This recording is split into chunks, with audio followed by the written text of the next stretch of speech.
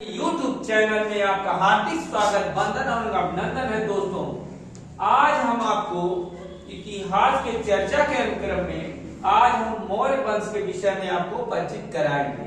मौर्य वंश 322 ईसा पूर्व से 184 ईसा पूर्व के बीच की समयावधि को भारत के इतिहास में मौर्य वंश के नाम से जाना जाता है।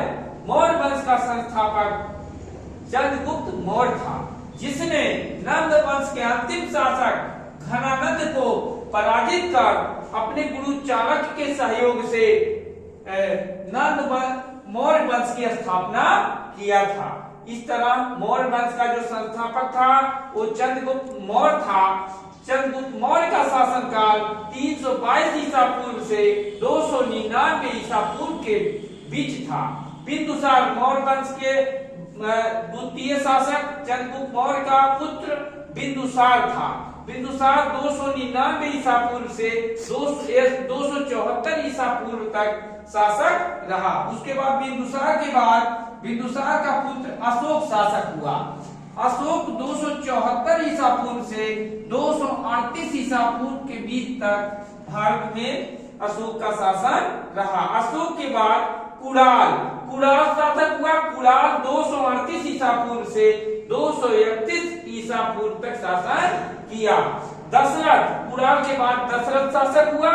दशरथ 231 ईसा पूर्व से 223 ईसा पूर्व तक शासन रहा।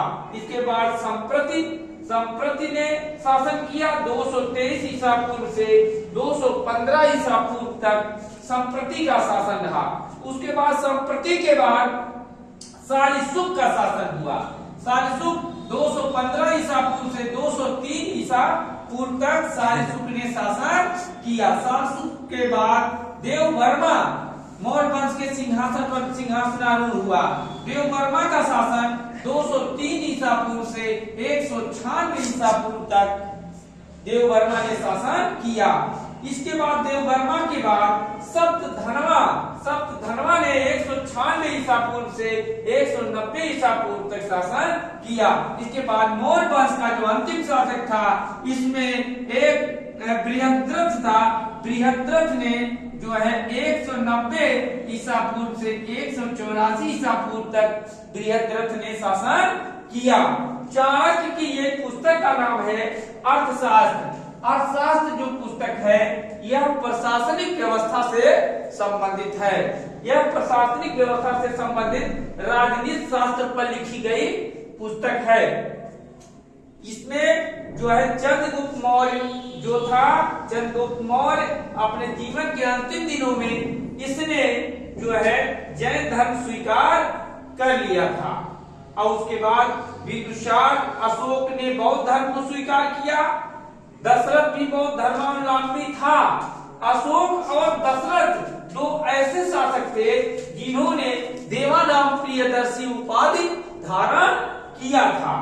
इस तरह जब 184 ईसा पूर्व में बृहद्रथ की हत्या करके जो है इसके सेनापति पुष्पमित्र शुंग ने